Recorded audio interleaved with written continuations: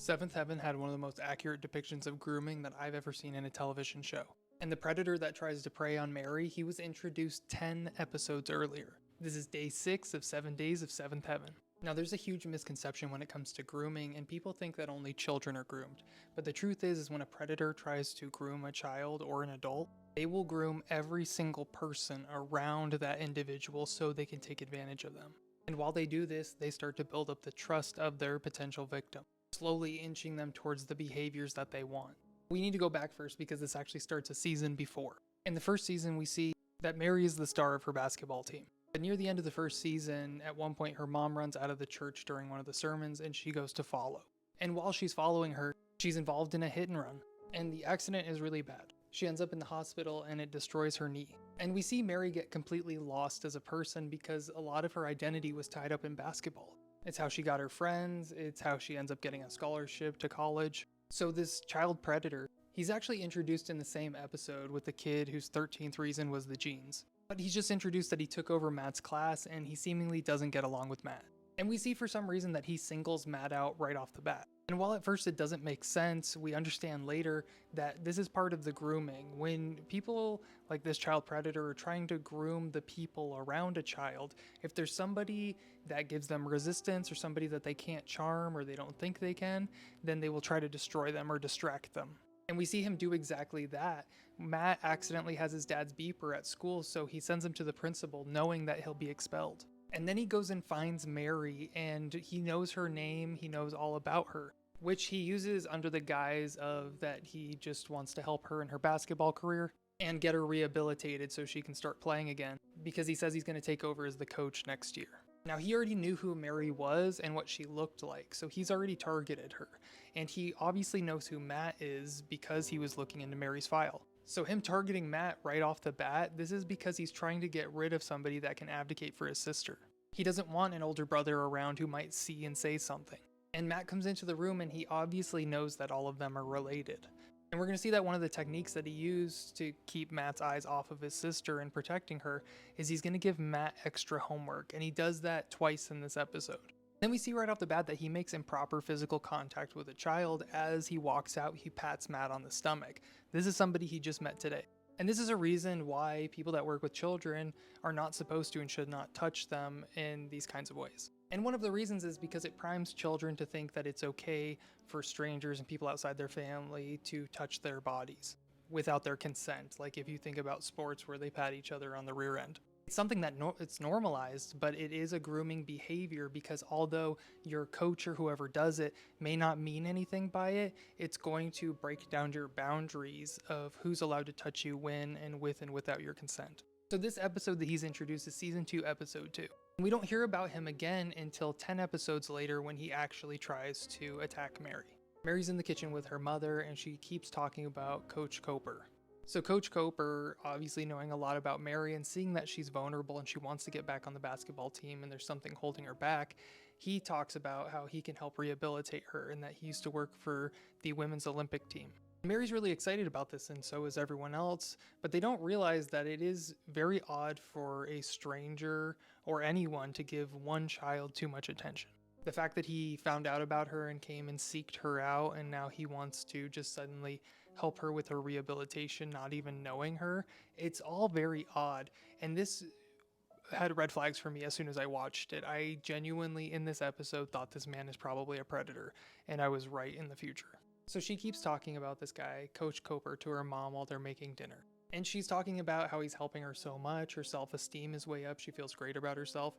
And these are all things that he's doing so that he can be special to her, so that she might just start to get feelings for him. And the mom has a weird feeling about it, and she says, well, why do you think you like him so much, but your brother hates him? And Mary just pushes this off and goes, well, it's because Matt's lazy and he used to coast and now he can't coast in his English class, so he's mad about it. And the thing is that Mary's been groomed, so she's going to always see the best in Coach Coper. And the mom says it's just weird when the two of you talk about him, it sounds like two different people. And she should feel weird about this. It's not okay that he targets Matt, but then treats her daughter like she's an angel. But that's because he's effectively grooming her. He found a need that they had, he's fulfilling that need, and he has a relationship and an opportunity as her coach to isolate her in different ways. And her mom should be asking herself, why is this man so interested in my child? It doesn't make sense. When adults really focus in on one kid, there's something wrong. And in the meantime, we see in his English class, Matt continues to get bullied by this guy. And we see that he's specifically targeting him. Like when everyone's coming into the class, these two guys here are pushing and shoving each other. And the teacher says nothing to them. But then he immediately starts yelling at Matt as soon as he gets the opportunity. And because Matt's under so much scrutiny and because he's getting extra homework from this guy, when Mary doesn't show up on time, normally he would go looking for her, but he asks Lucy to go do it so he can read in the car before they get to the car so he can actually study and get a good grade and not get yelled at. We see Mary in the hallway getting drink after one of her workouts, and Coach Coper comes up to her and tells her she just broke a record and he's really excited for her. He then embraces her in a hug, and it is an inappropriate hug. And Lucy sees this from a distance and they don't realize that she's seen. And if you watch the scene, he does hug her for far too long. And far too intensely. It does have a romantic feel to it. And Lucy doesn't know why, but this makes her really uncomfortable, and she knows deep down something's wrong. So Mary's gonna end up getting a ride with somebody else, so Lucy leaves. And after she leaves, we see that he is very handsy with Mary. And this is slowly breaking down the boundaries of physical touch and the inappropriateness of it, and we'll see how this comes back up soon. So Lucy's confused about what she saw, so she asks Mary that night in their room, hey, do you have a crush on him? I mean, he is a good looking guy. And Mary's really put off by the whole thing. He's just a coach to her and he's helping her get back to what she wants. She doesn't have any romantic feelings towards him. And we can see when this topic comes up, Mary's very uncomfortable and doesn't want to talk about it. And that's one thing that I love that this show did, is it showed that predators can be attractive people too. We always think that we can visually spot a predator, like that they look a certain way. And it's important for media to show that predators can look any way. And that this guy almost looks like Clark Kent or something. And so there's something about him being handsome to where people want to forgive certain things or look past certain behaviors. So when Lucy comes out of the bedroom, Matt confronts her and asks what's going on. And she tells him, and Matt wants to go do something about it, but he tells her not to tell the parents because he wants to deal with it. And this was a terrible idea. He should have gotten his parents' help. But this is, like we talked about in a previous video, the parentification of children, and Matt has been role-playing his dad for so long because the parents aren't around enough or emotionally available. He thinks he has to solve his siblings' problems, and he treats them like his daughters, not his sisters. So Matt goes and confronts the teacher, and the teacher makes them all go to the principal's office. And he's doing this because he's trying to threaten and intimidate them like he's been trying to do with Matt the whole time. And once they're sitting down, Lucy's brought into the room. And I just want to say that this principal handles everything completely wrong throughout this whole thing. And because of how she does this interview, Mary almost gets abused. So let's use this to learn from. The principal says what's happening, and they ask Lucy what she saw. And mind you, this guy's in the room staring daggers at her. And her sister's like, why would you do this? She's so mad at her. And so Lucy breaks down. She thinks she made a mistake, and she just tells them, hey, I saw the hug, and I had a really bad feeling about it. And Lucy's been wrong in other episodes about things because she's a kid and it happens, and it's really messed with her self-esteem. So when everyone starts ganging up on her, she immediately assumes that she was wrong, and she's like, I'm sorry, I had a feeling, the feeling must have been wrong. And she doesn't realize that that feeling she had, there was a reason for it. It wasn't just her mind playing tricks on her, but she's not old enough to recognize that feeling. And she apologizes to the predator, to which we can see him smirk because he's getting away with it. The principal then lets him go, and Mary just lays into her sister. And it's so sad because Lucy just wanted to help. And while she's sitting there alone, then the principal asks her, hey, are you sure you were wrong? But Lucy's already so devastated, she just doubles down and assumes she is. And she should have done this exactly the opposite way. She should have had Lucy come in first by herself, then all the siblings, then spoken to the teacher alone because he doesn't need to be in the room staring at the children threatening them. And then while Lucy's crying, she calls the parents to tell them that their kids are in trouble. She never told them about this predator situation. And we see that Coach Coper wants to practice with Mary one-on-one during study hall, but the mom says no and she gets mad. And the next day when she comes to apologize, he says he doesn't want to coach her anymore and it'll damage his reputation. And she says, I'm really sorry, sometimes my sister just makes up stories. She's a liar. And as soon as he hears this, he gets a smirk. And then he starts touching her and trying to tell her that she wants it because he thought he groomed her more than he did. And she jumps up and says she doesn't want it. And he tries to manipulate her by saying she's acting like a kid instead of an adult, which predators often do.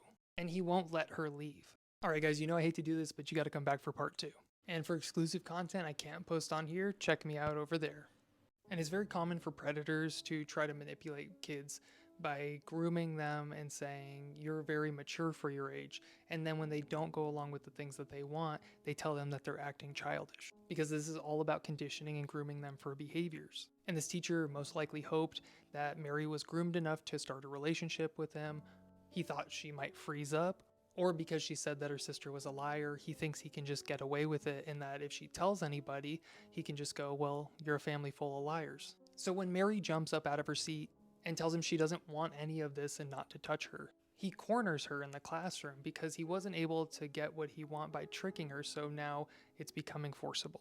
And when him trying to play a mind game of her acting like a child doesn't work, she tries to run out of the room, but he blocks her, and he refuses to let her leave. And we've seen all throughout the seasons that Mary can handle herself. She's knocked out several men that have tried to harass her. Her bully, that was a man, she gave him a swirly. But in this moment, she's absolutely terrified. Because look how large this man is. He could take on 2 of her. And this is another reason that these adults should not be left alone with children. That just the power dynamic if something were to happen. And we see that they're in the middle of a Wednesday service. And while they're having a moment of silence and Annie has her eyes closed, she gets one of those gut feelings just like Lucy had. And she doesn't know what it is, but she knows something's horribly wrong. And she jumps to her feet and she tells everyone, I don't know if I'm right, but I have to go. And she immediately runs out of the church mid-service. And we see that he has Mary completely cornered. And now he's starting to undo his tie because he is going to abuse her. And he tells her that nobody's going to believe her because her and her family lied and they made a fool of themselves in front of the principal the other day. And luckily, Annie and the principal rush in right at that moment so they hear the conversation. And luckily, he was caught because he was about to do it. And if this wasn't a show on a family network, he probably would have attacked her because him undoing his tie, it's a big implication for a show like this. Annie tells him that he's lucky he's still alive. Which I love. She should just go at him. And then the principal tells him that he's fired and he needs to get off the campus right now. And he tries to get in her face and push back. And she tells him that the school's lawyers will be contacting him and they're going to get in contact with the police as well. And so he leaves and we never see his character again. But the damage that he did to Mary, it will be there forever. And things like this, they do erode your trust in people forever because if someone that was supposed to be protecting you as a child would hurt you, then who can you trust? And she tells her mom that she's so sorry and that she didn't know. She was wrong about him. And her mom tells her, I'm sorry, I didn't want to be right about this. And so they talk about this for a moment, that Annie didn't know something was wrong, but she had a feeling. Just like I said, how Lucy had that feeling. And Mary's so confused, as anyone would be, and she says, how do you know when something's wrong? Like all of the words and the actions he took were right. Until what he did today, and then everything became so horrible. And this is so true, it's hard enough for adults to tell when a person is trustworthy or not. It's almost impossible for kids to know, and the only reason that adults learn is unfortunately because we run into bad people and learn. And Annie tells her, as you get older, it gets a little bit easier to trust yourself. And it's true, the older you get, you know when you have a feeling that's that gut knowing feeling versus just a fleeting thought. And I actually saw this in my own life. When I was in, I think, 4th grade, I was over at a friend's house and we were hanging out and one of his older siblings had some friends over and one of the guys was so cool and he hung out with me and my friends and we were younger than them, so it just meant a lot for this older person to want to hang out with us that was in high school. And they went to leave to go on a drive, and right before, like as they were walking out the door, I had this feeling like I should jump up and tell them to wear a seatbelt. Like I wanted to scream it at them. It was almost like this compulsive feeling. And I almost did it. And I remember thinking in my head, if I do this, I'm going to be embarrassed because all my friends are going to just laugh at me and think I can't control myself or I'm scared because I think people need to wear seatbelts. And I didn't say anything. And an hour later, he was deceased. And had he been wearing a seatbelt, he wouldn't have been thrown out of the car. And I think about that a lot. And it's the same thing that Annie's talking about. It's that feeling. And when I was a kid, I didn't understand what that gut feeling meant. When there's something you know and you want to scream it or you want to run or whatever that feeling tells you to do. And now I know that feeling, and anytime I feel that, I instantly listen to it. But when I was a kid, I didn't, and you see the repercussions. And it's the same thing in this episode. Lucy had a feeling, but because she's young and she's not sure what that feeling means, the lame-ass principal was able to bully her out of that feeling, and she didn't go and protect her sister. But Annie knows that feeling, and that when you get that feeling, you trust it. And so Mary just tells her she's just so confused about all of this. And then the principal chimes in for some reason, like anyone cares what she thinks, and she's like, there's so much we're gonna have to teach you about the world, Mary. Bro, like, go F yourself. You almost let a kid get abused. Like, I can't stand this principal. Standing over there like she's saved the day, like moron. And she never apologizes. And clearly they're annoyed with her too because they don't even speak to her when she talks. Mary and Annie literally just ignore her comments. So they come out to the hallway and the principal says that they need everyone to go to her office so she can kind of debrief. And Lucy gets really sad about this because it's just like she got called in the last time and now she has problems with her sister. And the principal's like, oh no, don't worry, you're not in trouble. And Lucy reminds her that's what you said last time. And this is actually a really great lesson about not punishing children when they're trying to be helpful because they won't want to be helpful. She's now going to be scared to do the right thing, to tell anybody if she has a bad feeling or if she sees something that's inappropriate. Because this chucklehead has done a bunch of damage by not protecting these children, by trying to give this teacher the benefit of the doubt, and not giving the children the benefit of the doubt with what they had said and saw. And then she just walks away and looks right at the camera. I can't stand this character. And again, she never apologizes. She almost got Mary abused because she sucks at her job, and then she just leaves. I just can't stand her. But then Mary does tell her sister and her brother, I'm sorry. And she lets Lucy know that she was right. And when Mary tells this to Lucy, it's a really big moment of validation for her because she always feels like she's wrong. But it's just horrible because this is one of those things that you never want to be right about. I think that the commentary in this episode and how it shows an attractive person coming in, how they can groom, how long it takes, how they manipulate the people around their victim, it's all really fantastic commentary that I think could really help children. And part of the way to help children is to be educated so that when you see someone predatory, you know exactly what it is. Because a lot of abusers don't abuse people the first day they meet them. They earn their trust over the course of months or years, slowly breaking down the people around them and slowly breaking down the boundaries that protect the children until they finally feel brave enough to make their horrible move. And this is why it's so important not to promote grooming behaviors to children, even if you're not a bad person or you're not trying to groom them. It's because down the road, somebody else might try to use that to manipulate them.